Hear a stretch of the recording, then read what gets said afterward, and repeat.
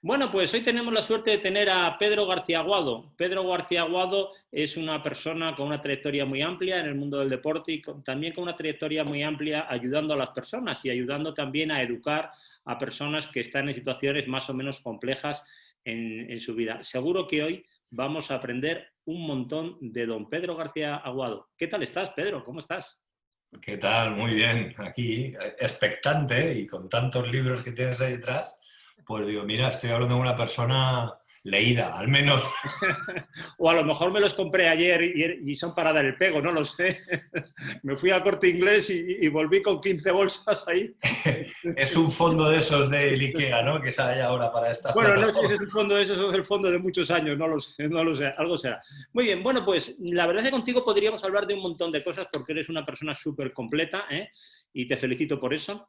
Pero si te parece, nos centramos en dos temas, en gestión del fracaso y gestión del éxito, ¿no? Hoy vivimos momentos más o menos de cierta complejidad, pero también de grandes oportunidades, depende mucho también de la actitud, es decir, cómo se posicione uno frente a los eventos, frente a lo que le ocurra en la vida. ¿Y cómo podríamos definir, por ejemplo, lo que es el fracaso? Claro, que eso nos daría para mucho tiempo, pero sintetizando un poquito, ¿qué sería el fracaso y cómo se gestiona, Pedro? Hay varias definiciones, ¿no? Sobre éxito y sobre fracaso. El fracaso podríamos decir de él que es aquello que tiene que ver con intentar conseguir que te salgan bien las cosas y que no sea así. Es bueno, dar lo mejor de ti y quizá no obtener el resultado que estabas esperando. Eso o también en sensaciones, ¿no? Cómo siente uno la lectura que saca uno una persona de los hechos que están aconteciendo a su alrededor, ¿no? Una misma situación para unos puede ser maravillosa y para otros puede ser una auténtica decepción. Con lo cual que el fracaso, depende de dónde lo miremos, podría tener muchas definiciones. Sí que es cierto que tiene esa connotación peyorativa, ¿no? De algo no ha salido como esperabas. Bueno, pero también tiene la ventaja de que puedo aprender de lo que no ha salido, ¿no? Y coincide totalmente con lo que tú dices. Por ejemplo, tú has sido persona en el mundo deportivo muy, muy importante, ¿no? Y cuando uno consigue una medalla de plata, ¿es un éxito o es un fracaso? Uh Pues -huh. dependerá de cómo lo enfoque uno, ¿no? Claro, fíjate que a nosotros aquella medalla de plata, que era la primera medalla de plata de unos Juegos Olímpicos de waterpolo español, los titulares de los periódicos e incluso en las noticias, o sea, el titular fue waterpolo ha fracasado. Claro, chavales de 23 años, 20 años, 25 años, es una palabra demasiado fuerte, ¿no? Para decir de una medalla de plata de unos Juegos Olímpicos que seguramente ninguno de aquellos periodistas ha llegado ni siquiera a oler en su vida, ¿no? Pero vende. Lamentablemente, el poner España Waterpolo ha fracasado, vende. Entonces, aquella medalla, aquel día, parecía un fracaso. 4 años más tarde, se convirtió realmente en la puerta hacia el éxito. Claro. Porque esto yo a veces lo comento en un vídeo que pongo en unas conferencias, ¿no? De que éxito y fracaso son dos grandes impostores, porque el éxito, bueno, tiene que ver con el reconocimiento social de haber hecho algo bien en algún aspecto concreto de tu vida. Ganar una medalla de plata en unos Juegos Olímpicos yo creo que es hacer algo bien. ¿Pero por qué se ve como un fracaso? Porque es perder el último partido. Y entonces tiene la connotación del resultado de no ha salido como esperabas, porque todo el mundo esperaba que nosotros ganásemos aquella medalla de oro, siendo la primera final de los Juegos Olímpicos que jugábamos tanto el waterpolo español como nosotros como deportistas. Con lo cual, fíjate, ¿no? La connotación cambia un poco, depende de cómo lo El mires. mérito que tenía, que era sencillamente espectacular, es decir, era una circunstancia histórica, inédita, inigualable hasta ese momento, y algunos, obedeciendo a ciertos criterios más o menos extraños, por no decir otra cosa, no entienden que es el mayor éxito del waterpolo español, que abre la puerta, como tú muy bien dices, a otros momentos espectaculares para todo el waterpolo español. En fin, Uh -huh. perfecto. Y hablando un poquito, por ejemplo, de lo que es el fracaso en circunstancias personales, o por ejemplo, estoy pensando en personas, bueno, pues que lo estén pasando mal, que a lo mejor estén en situaciones de paro o en ERES o en ERTES, o el señor que tiene sencillamente una cafetería y un bar y que ahora mismo, bueno, pues que la tiene cerrada porque no la puede tener abierta, o el matrimonio que con mucha ilusión ha tenido un negocio durante muchos años y que a lo mejor tiene X empleados y que ahora, pues desgraciadamente le ha bajado la facturación brutalmente o sencillamente no pueden abrir su negocio, sea el que sea. Para ellos, ¿qué sería el fracaso y qué sería el éxito? Yo pienso que el fracaso sería, como tú bien has dicho antes, ¿no? El no aprovechar esta oportunidad para aprender o para cambiar la dirección. ¿Qué ocurre? Que cuando ocurren este tipo de circunstancias que no son provocadas por uno mismo, que vienen de fuera, los seres humanos tendemos eso, a responsabilizar al otro, ¿no? A señalar y a culpar al otro de lo que está ocurriendo. Entonces, hay una frase que yo aprendí en mi grupo de terapia, ¿no? Que es la oración o la frase de la serenidad, ¿no? Que es, quiero tener serenidad para aceptar las cosas que no puedo cambiar, valor para cambiar aquellas que sí puedo y sabiduría para reconocer la diferencia. Entonces, las personas que pueden estar fracasando ahora, no porque ellos lo hayan provocado, sino por las circunstancias, la coyuntura, deberían decir, bueno, pues hay cosas que yo no puedo cambiar, pero sí hay otras que puedo cambiar. Entonces, el fracaso sería no intentar cambiar las cosas, como tú has hablado antes de empezar a grabar, de reinventarse, ¿no? Pues habrá personas que por las circunstancias ese negocio ya habrá muerto, porque por lo que sea, por la contabilidad, porque no hay clientes, etcétera, etcétera. Entonces, el fracaso sería quedarte dándote golpes contra la pared, qué desafortunado soy, qué mala suerte tengo, y hacer un poquito lo que yo llamo el patito feo, ¿no? Entonces, eso sería un fracaso en la circunstancia actual, entendiendo que la circunstancia actual es muy difícil y ha pasado como un tsunami por encima de muchas personas. Totalmente, totalmente. Yo creo que algunas personas se quedan en una enfermedad bastante extendida que tú conoces bien, que es la esquizofrenia, que es distinto de la esquizofrenia. La esquizofrenia es que mi jefe, es que el país, es que el gobierno de turno, es que el COVID, es que lo otro no.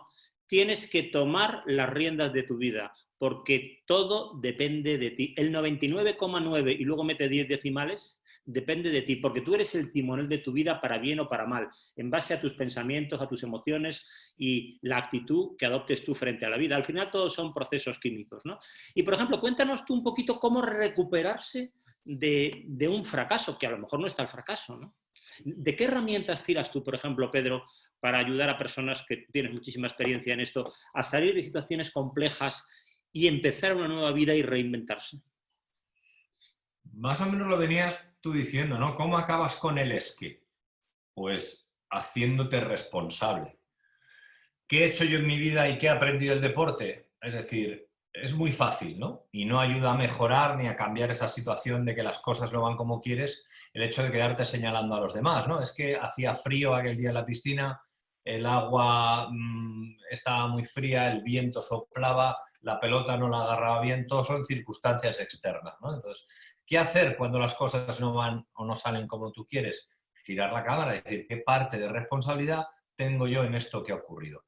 Y en lo que yo puedo cambiar y es mi responsabilidad, empezar a analizar las causas, ¿no? Pues oye, tengo talento, ¿de qué sé, de qué no sé, qué competencias tengo, en qué tengo que mejorar, tengo que estudiar, no tengo que estudiar, tengo que aprender a lo mejor a financiarme, a gestionarme, a la contabilidad o al trato con los clientes, no sé, cada persona en su mundo, pero es lo que decías tú, si tú te quedas quejándote, pero no mirando qué parte de responsabilidad, que a lo mejor es un 99, todos esos decimales parte tuya, seguramente tendrás las excusas estupendas, los titulares, los periódicos, llorarás con la gente de que el gobierno es malísimo, la vida es malísima, los chinos son malísimos porque nos han matado a todos, pero no cambiarás. Entonces, ¿qué hicimos aquel equipo? ¿Qué teníamos? ¿Talento? Venga, pues vamos a demostrarlo. ¿Qué talento tenemos? ¿Somos un equipo talentoso o somos individualidades talentosas? Coño, estas individuales puestas al servicio del equipo, oye, pues parece que funciona mejor la cosa, ¿no? Oye, ¿entrenamos suficientes horas? Sí, pero a lo mejor hay que entrenar más horas o entrenar de otra manera, que sean mucho más eficaces esas horas, ¿no? Y a partir de ahí, por decir, oye, pues esfuerzo, talento, descaro, oye, somos españoles, somos descarados, no somos germánicos, ¿no? Pues vamos a poner ese descaro en el agua. Y analizando esas causas, no echando la culpa a los árbitros, ni al aire, ni a la pelota, le dimos la vuelta al argumento. En mi situación personal, fue lo mismo, oye. 34 años, una adicción. Pues vale, me meto en el centro terapéutico. Oye, es que mis padres se divorciaron, es que... Ya, pero coño, es que hace 30 años de eso, Pedro, ya está bien de echar la culpa de todos los demás. Giras la cámara y sales. O te pones en marcha para cambiar la situación de fracaso, como decías. Claro, claro, claro. Pero cuando tú señalas a otro con el dedo, pues ya sabes que hay 3 dedos que te están señalando a ti, ¿no? Sí. Suele pasar eso, ¿no? Tú estás haciendo así y hay 3 que te están señalando a ti para que tú seas realmente, como has dicho muy bien, el protagonista y que te responsabilices de tu vida. Y en los equipos, porque has hablado de equipos, en los equipos, ¿cómo influyen las emociones en los fracasos? Porque los éxitos es fantástico, todos nos abrazamos, todos nos queremos, arriba España, bien, bien, bien, somos campeones y bailamos hasta las altas horas de la noche. Pero cuando viene el fracaso, ¿cómo lo encaja el equipo y de qué herramientas hay que tirar, Pedro? Fíjate esto, yo vengo del deporte de equipo, ¿no? Como bien has dicho, colectivo. A mí me gustaría, por ejemplo, hablar con Rafa Nadal, ¿no? Que para mí es un triunfador y es una persona que esto, claro, él es el sabotaje o el artífice o el catalizador de sus éxitos, o el que sabotea sus éxitos, es Totalmente, su mente, ¿no? totalmente. Entonces, en un deporte de equipo, evidentemente, ¿cómo gestionar que las cosas no vayan como tú quieres? Pues saber qué parte de tu talento quizás no lo has puesto al servicio de los demás. Cuando uno no ha jugado su rol y ha querido jugar el rol del otro. Entonces yo creo que eso ayuda muchísimo pues, a que cada uno entienda que, oye, yo no podía parar como paraba Jesús Royan. Yo no podía ser igual de rápido que Manel Estiarte. Yo era Pedro García y tenía una función que era defender y en el ataque, cuando me daban la pelota y quedaba poco tiempo, lanzar. Y eso lo tenía que hacer a la perfección. Y ese era mi objetivo. Y luego, evidentemente, al trabajar en un equipo, intentar ayudar a mis compañeros en la medida de lo posible sin olvidarme de la persona que yo estaba defendiendo. Con lo cual, volvemos a lo mismo. No es lo que pasa, sino la lectura que tú haces de lo que está pasando y cómo tus competencias las pones al servicio de un objetivo común. Claro, ¿y cuáles son tus pensamientos recurrentes si te impulsan y te aportan energía o tú te conviertes en tu máximo detractor y eres capaz de aniquilarte? Porque lo fantástico de la especie humana es que es la única que es capaz de autoaniquilarse. O sea, esto un caballo no es capaz, una vaca no es capaz, un tigre tampoco, pero la especie humana solamente en base a sus pensamientos es capaz de no solamente contraer estrés a niveles altos mantenidos que genera enfermedad, sino que incluso llegar a las peores consecuencias, ¿no? Esos pensamientos recurrentes que no te ayudan nada. Siempre tenemos como 2 lobos dentro, ¿no? El lobo positivo que te dice, sí, sí, puedes, voy para adelante, y el lobo negativo que te chupa la energía y dice, no podemos, no sé qué, no sé cuántos, ¿no? ¿Eso tú cómo lo has vivido? ¿Cómo trabajabas tú el lobo que te daba la fuerza? ¿Y cómo trabajabas el lobo que te decía, no, es que no lo voy a conseguir, es que ya estamos mal, es que esto, es que lo otro? ¿Cómo intentabas tú equilibrar esos lobos para que el lobo que ganara al final fuera el lobo bueno? O a veces no ganaba el bueno y ganaba el malo, quizás, ¿no? Claro, en la época de práctica de deporte era muy fácil porque eh, recurría a una serie de rituales que me daban cierta seguridad, ¿no? Esas supersticiones de me pongo el bañador siempre, empiezo por la misma pierna, hago los mismos gestos y el día anterior me ha salido bien el partido, hago el mismo calentamiento. Bueno, una serie de cosas que tienen que ver con la superstición. A día de hoy lo que hago básicamente es ver si lo que me está ocurriendo es porque tengo miedo. Ah, Cuando yo voy a dar una conferencia o me voy a enfrentar a una situación nueva y el cerebro me empieza a decir, tú no puedes, hoy no va a salir bien, hoy digo, mira, ya está aquí el miedo.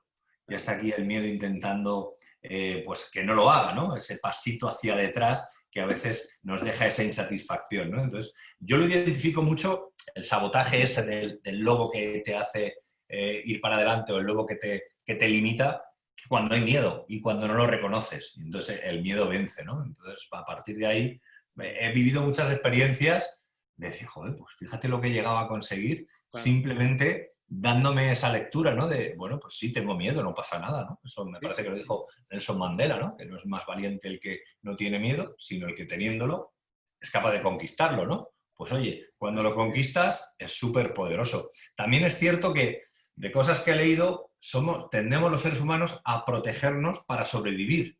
Entonces, el cerebro nuestro está preparado para sobrevivir, no para triunfar. Y por eso muchas veces nos quedamos ahí en la mediocridad o en esas excusas para no afrontar, no arriesgarnos por miedo al fracaso. Claro, porque el cerebro que pesa 1,3, 1,4 kilos y gasta el 20% de la energía, no quiere esforzarse. Para él, con tal de que tú sobrevivas, él está tranquilo, feliz. Él no necesita una medalla ni nada por el estilo. Y efectivamente el miedo es un agente paralizador. De hecho, el miedo es el mayor paralizador de la acción humana a lo largo de toda la historia de la humanidad. Y como dirían los militares, miedo tenemos, pero la cobardía es una elección. El miedo puede ser más o menos innato, pero la cobardía es una elección. Entonces, cuando uno tiene miedo, lo que tiene que hacer es seguramente, entre otras muchas cosas, es hacer una visualización positiva de lo que va a ocurrir. Yo, por ejemplo, cuando doy charlas, conferencias, en fin, que también he dado algunas en estos últimos 30 años, lo único Hombre, has dado clase a 13.000 personas, entonces más de una conferencia. Lo único que visualizo es una visualización positiva de que me va a salir súper bien. O sea, no contemplo otro escenario, de que me va a salir súper bien y también de que me lo voy a pasar muy bien.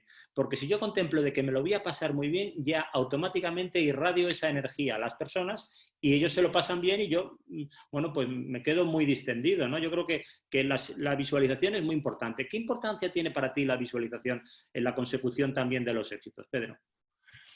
Claro, fíjate que a mí, por mis circunstancias, me es difícil hacer el ejercicio de visualizar algo que no sé cómo va a pasar. Entonces lo que hago mucho es tirar hacia atrás y hacer comparaciones, ¿no? Esta misma que te he hecho ahora. Bueno, pues tú como profesor, de acuerdo que podríamos decir que no es lo mismo dar una clase que ponerte a dar una conferencia. Yo creo que es lo mismo, estás hablando a un público más joven o no, pero estás exponiendo también conocimientos a un público. Puedes cambiar el escenario, pero es el mismo sistema. Entonces, a mí me pasaba, ¿no? Decía, bueno, joder, yo esto ya lo he hecho. Digo, pero lo he hecho de otra manera. Digo, lo he hecho con un bañadorcito y un gorro delante de 14.000 personas o delante de 1.000.000 de personas en televisión. Digo, ahora lo único que tengo que salir es de ahí delante y a lo mejor y contar la historia, ¿no? Entonces, mis mensajes suelen ser más de, ya lo he hecho, ya sé hacerlo, voy a hacerlo lo mejor posible. Porque visualizar, al final, claro, yo porque vengo de un entrenamiento vital, un poco de no futurices demasiado, no hagas demasiados castillos en el aire, ¿no? Y no tengo esa técnica cogida. Porque en waterpolo nos decían el partido, como dice Cholo, ¿no? En minuto a minuto, partido a partido. Entonces, no pienses en el último minuto del partido, sino piensa en esta jugada. Y yo tiro mucho de ese... Bueno, mi técnica es, joder, si yo ya lo he hecho. Y si no, buscar una comparativa de algo parecido que he hecho. Claro, porque cuando tú tiras de esa técnica, que lo que utiliza es la memoria premium, tú te acuerdas de un hecho que es positivo para ti, entonces automáticamente al visualizar tu ese hecho positivo para ti, que existe en tu mente en el pasado, pero que existe en tu mente, automáticamente se activa una serie de resortes en todo tu cuerpo y en tu cerebro y en todo tu organismo que te potencian y te multiplican. Serotonina, dopamina, etcétera, etcétera, etcétera. Eso te da una fuerza que creas una realidad distinta y como el cerebro se crea absolutamente todo, tú creas una realidad distinta y dices, aquí voy a triunfar. Y a partir de ahí ya estás iniciando el triunfo. Por ejemplo, eso es lo que hizo Seba Ballesteros, que recordamos que Seba Ballesteros la primera vez que participó en un torneo de golf, ¿sabes? En un hoyo 3, que tienes que colar en teoría en 3 golpes, ¿sabes cuántos hizo, Pedro? 10. ¿No? ¿Cuántos? 10. 10, pero no pasa absolutamente nada. Ha sido el golfista español mejor de toda la historia. Y él antes de ganar su primera chaqueta verde, pues él no creía en la visualización y estuvo durante 3 meses entrenándose con un cassette de un terapeuta que le preparaba a visualizar que ya había ganado el máster. ¿Vale? Visualizaba que ya había ganado el máster y entonces solo tenía que tirar para atrás para ver qué es lo que tenía que hacer para llegar allí, pero ya su cabeza había llegado ahí. De forma tal que cuando le entrevistaron el hombre estaba eufórico, pero dijo, no, si yo esto ya lo había ganado hace meses en mi mente. Entonces, cuando tú ganas cosas en tu mente, cuando tú tienes el éxito en tu mente, a partir de ahí puedes tirar para atrás, ¿no? Y puedes tirar para atrás y sabes perfectamente lo que tienes que hacer en cada uno de los casos. Claro. Y el éxito, ¿qué podemos aprender del éxito, Pedro? Porque del fracaso muchísimas lecciones, pero del éxito se puede aprender cosas. Claro, del éxito tienes que hacer un repaso de todas las cosas que has hecho para llegar ahí y quizás las coyunturas, los momentos cambian y a veces hay que hacer cosas diferentes, como decía Einstein, para conseguir resultados diferentes.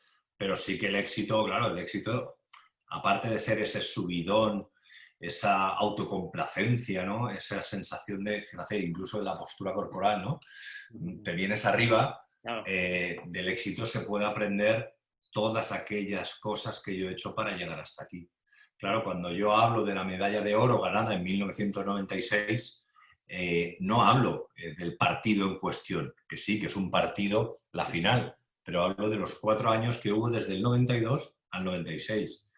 Todo lo que pusimos en práctica esos 4 años para volver a otra final de los Juegos Olímpicos. Claro. Entonces, del éxito, vamos, se puede aprender mucho, lo que pasa que es un gran impostor también, ojo, porque el éxito no te enseña lo que te enseña el fracaso, que es esa capacidad que tenemos todos para darle la vuelta al argumento.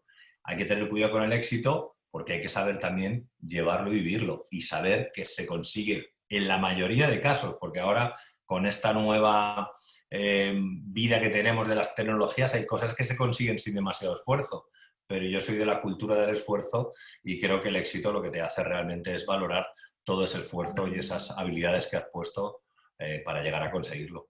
Efectivamente, y que son además consecuencia de muchos años de trabajo. Me acuerdo haciendo una Leo Talk con José Luis Abajo Pirri, a quien conoces bien, ¿no? Medallista olímpico español en esgrima, pues él me dijo, mira, yo en 4 segundos me estaba jugando absolutamente todo, en 4 segundos, pero claro, esos 4 segundos tenía detrás miles y miles y miles y miles de horas de entrenamiento. Miles y miles y miles de horas de entrenamiento. Como dice Malcolm Gladwell, ¿no? Para ser experto hay que tener como mínimo 10.000 horas. Aunque luego te das cuenta cuando llegas a las 10.000 horas de que no sabes absolutamente nada, de que eres sencillamente un pequeño gran aprendiz, ¿no? Y últimamente, por ejemplo, tú estás ayudando a muchas personas, ¿no? Pedro, bueno, últimamente y prácticamente tu vida es una vida dedicada a ayudar a las personas, ¿no? Ayudar a personas que están pasándolo en situaciones especialmente complejas, ¿no? ¿Y de qué resortes tiras con ellos? O sea, ¿cómo haces con ellos? Yo supongo que, entre otras cosas muy importantes, será muy importante saber escucharles, ¿no? Sobre todo saber escuchar y no prejuzgar. Claro. Tendemos a poner una etiqueta antes de tiempo y tendemos a no comprender por qué una persona se comporta de esa manera. Yo también hago un ejercicio que es, las personas no somos malas, en ocasiones tenemos mal comportamiento. Si yo juzgase a alguno de aquellos chicos que ayudaba en aquel programa de televisión de inicio, ¡ay, qué tío más malo, qué mala persona es!, mi aspecto, mi tono vital con él no sería con él, sino sería contra él. Con lo cual, desde ese posicionamiento no podría ayudarle. Ya solo luego con el tiempo, dándole herramientas, podía llegar a decirle, oye, pues mira, tú aparte de tener mal comportamiento, tienes otro problema que por lo que sea, eres incapaz de empatizar, eres incapaz de, bueno, de solidarizarte, de ser generoso. Entonces, bueno, esa es tu decisión y es tu forma de ser. Pero de inicio, lo que suelo hacer es entender, comprender a la persona que está en una situación difícil, qué le ha llevado a esa situación difícil, y como yo también he pasado por eso, decir, mira, te comprendo, pero no puedo permitirte que sigas comportándote así. Entonces, te voy a dar herramientas que yo aprendí en su día para que tú las utilices y las pongas a tu servicio. Yo creo que esa es la magia, ¿no? De como tú me decías, escuchar sin prejuzgar. Claro, escuchar sin prejuzgar para luego poder aportar y ayudar, ¿no? Claro, porque en el mundo de las adicciones, ¿no? Donde yo trabajo ahora más de lleno, ¿no? Te sientes en una silla de terapia y hay personas que te están contando una historia que tú sabes a ciencia cierta que es irreal. Esa persona ha hecho daño a su familia, se ha hecho daño a sí mismo, como no haga las pautas o no siga las pautas que tú le estás dando, posiblemente volverá a consumir. Sin embargo, en su cabeza ese pensamiento, esa construcción de lo que está pasando, está distorsionada. Y está distorsionada porque está consumiendo sustancias. Entonces, yo no puedo juzgarle y decir, tío, no te enteras de nada. Es decir, ya sé que te cuesta entenderlo, claro. Lo que pasa es que te tienes que dar un tiempo para quizás en algún momento ver la historia de otra manera. Porque eso es lo que te ayudará a apartarte de la droga. Si de entrada no comprendes que esa persona lo que te está contando para él es su verdad, y aunque no esté tomando drogas, también mucha gente se arranca o se afianza en su razón por motivos de inseguridad, por lo que sea, ¿no? Entonces, hay que entender eso y escuchar desde ahí, ¿no? Luego hay veces que tú eres el primero que tienes que gestionar tus propias emociones. Si yo me siento en una silla de terapia con mis problemas, con mi malestar, con no sé qué, y lo cargo contra el otro, de poca ayuda sería, ¿no? Entonces también esa capacidad de autogestión y autocontrol de las propias emociones. Claro, claro. El autoliderazgo, ¿no? El autoliderazgo y controlar tus emociones, porque al final las emociones son procesos químicos que disparan tus sentimientos, que son procesos químicos que disparan el 95% de tus pensamientos, que se hacen a nivel metaconsciente sin que tú ni siquiera, entre comillas, intervengas. Los hace directamente el cerebro. Oye, pues qué bonita la labor que estás haciendo, ¿no? Qué interesante. Bueno, yo hace 17 años la vida me dio una oportunidad, que es vivir lo mejor del deporte y lo peor de la persona. Es decir, elegí en su día, a los 14 años, me parece que fue tomar mi primera cerveza con gaseosa y de ahí ya se desencadenó una serie de comportamientos de riesgo con consumo de otras sustancias ilegales y me robaron, ¿no? esa capacidad de decir, joder, que soy campeón olímpico y de vivir en esa negritud, en esa oscuridad, en esa joder, gruta mi vida es cerrada. maravillosa. Claro, claro.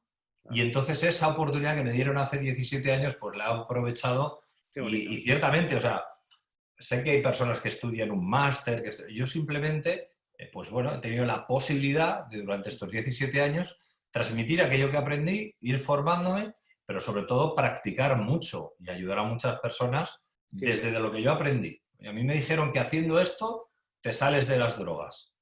Oye, pues es curioso, pero en esto sí que te digo que es una ciencia matemática. Si haces lo que te dicen, sales. Si te inventas cosas, ya no pongo la mano en el fuego. Pero si haces lo que te dicen, en esta enfermedad, se sale. Claro, si pones excusas, si echas la culpa a otros, si entre comillas disfrutas de ese sufrimiento, si te creas tú la inutilidad del sufrimiento humano. Muchas veces el sufrimiento humano es inexistente, solamente existe en el cerebro de la persona. Eso es curiosísimo. A mí me ha pasado también ayudando a muchas personas, ¿no? Tienen un problema que es un problema totalmente irreal que solamente existe en su cabeza. Y es una pura ficción con la que conviven, han creado ellos o ellas, y conviven con ello años y años y años, y viven, entre comillas, ya acostumbrados a esa infelicidad propia que se han generado, ¿no? ¿A ti te ha pasado también esto, Pedro? Claro, estamos acostumbrados, ¿no?, a vivir en el malestar y no sé, esto en plan bestia lo decía, no sé si un psicopedagogo argentino, decía, yo ya sé cómo huele mi mierdita, pues mi mierdita es la que sé cómo huele, ¿no? Entonces no me gusta salir de aquí a ver si otra huele peor, ¿no? Entonces nos acostumbramos a vivir en eso. Y es lo que te decía antes, el miedo de, es que esto malo ya lo conozco, no sé lo que hay ahí detrás. Y puede ser peor todavía, ¿no? Entonces sí que a veces he estado en pensamientos esos circulares y si tengo el tío más desgraciado del mundo y al final dices, pero eso está en mi cabeza, como bien dices. Es muy importante esto que hablas de los neurotransmisores, ¿no? Esas sustancias químicas que nosotros somos capaces de producir con nuestros pensamientos y con nuestras acciones y que ellas solas también se producen para traernos esos pensamientos. Saber manejar todo eso es fundamental para tener una vida más o menos alegre. Al final son procesos químicos. Son procesos químicos, por lo tanto, esto es, entre comillas, como matemático, ¿no? Porque es química. Ahora bien, con una gran ventaja, que tú eliges la química cerebral que tienes. Es decir, esto es como tocar una canción en tu vida. Tú coges y te pones frente al piano y si tocas do, suena do. Si tocas fa, suena fa. Si tocas mi, suena mi. Es decir, nosotros con nuestro cerebro tenemos la posibilidad de elegir la canción de nuestra vida que nosotros queramos porque somos nosotros los que la componemos. Qué bonito, ¿eh? Es espectacular, ¿eh? Pero es así, ¿eh? Es espectacular. Sí, Tú eres pero el claro, compositor. cuando funcionas así, no puedes echar la culpa a nadie. No, claro, es que no puedes echar la culpa a nadie porque es que la única culpa o sea, tú eres al final be the hero of your movie, o sea, tú eres el protagonista de tu vida, o sea, todo depende de ti y además, si cambias tu mente, cambias tu vida, porque si tú cambias tu mente y, por ejemplo, desde la humildad tienes confianza en tus posibilidades, te conviertes en un ser invencible. Así de simple.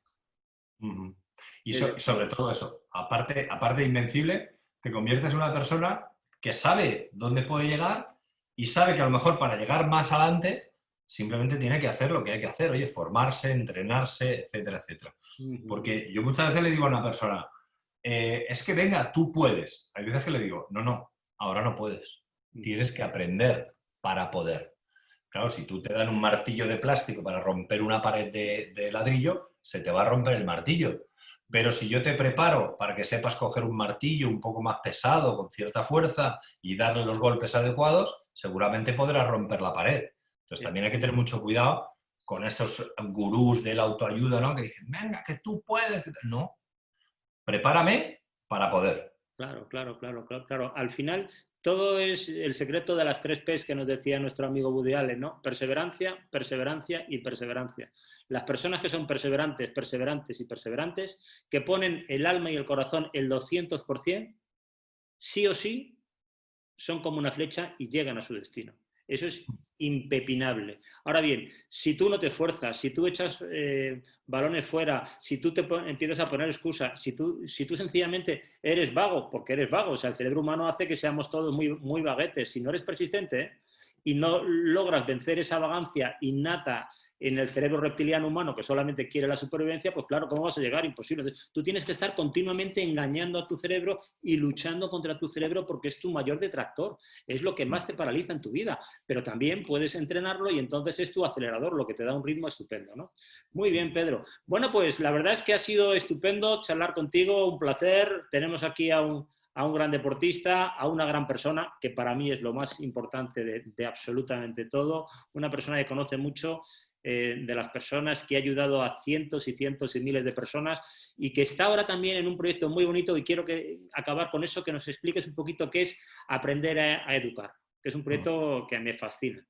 Bueno, como te decía, antes de juzgar a un chico o a una chica su comportamiento, pues habrá que ver cuál es el origen de ese comportamiento. Entonces, aprender a educar analiza los diferentes modelos educativos por los cuales padres y madres pasamos, ¿no? Que es desde el autoritario, ¿no? Que nos enseñaron nuestros padres o a nuestros padres, sus abuelos, ¿no? Por aquella época que era más complicada y a lo mejor el modelo que requería era el autoritario, pues al modelo sobreprotector, al modelo este de papis y mamis colegas, al modelo este de, bueno, pues de padres más democráticos, conciliadores, ¿no? Pues dependiendo del modelo que uses más a menudo, pues así será el resultado del comportamiento de tus hijos, sumándole eso, ¿no? O añadiendo la personalidad que cada uno de tus hijos y tus hijas tiene. Entonces, analizamos qué modelo tienen para decirle a los padres, mira, yo te puedo ayudar a ti a que cambies ese modelo y te darás cuenta que cambiando tu modelo el comportamiento de tu hijo o de tu hija puede cambiar, dejando de señalar tanto a nuestro hijo de mira, he educado o tengo 5 hijos, he educado a todos igual, mira cómo me ha salido este, ¿no? Pues para evitar esa estigmatización que hacemos muchas veces de los hijos, analicemos como padres, como madres, responsabilicémonos de que a lo mejor el resultado que esperábamos con ese modelo que hemos utilizado, pues no es realmente el querido. Entonces, aprendamos a querer y a educar al hijo que tenemos, no al que nos gustaría tener. Y partiendo de esa base, pues cambiar para que nuestros hijos cambien. Muy bien, estupendo. Pues 1.000.000 de gracias, gran persona, gran español, gran deportista.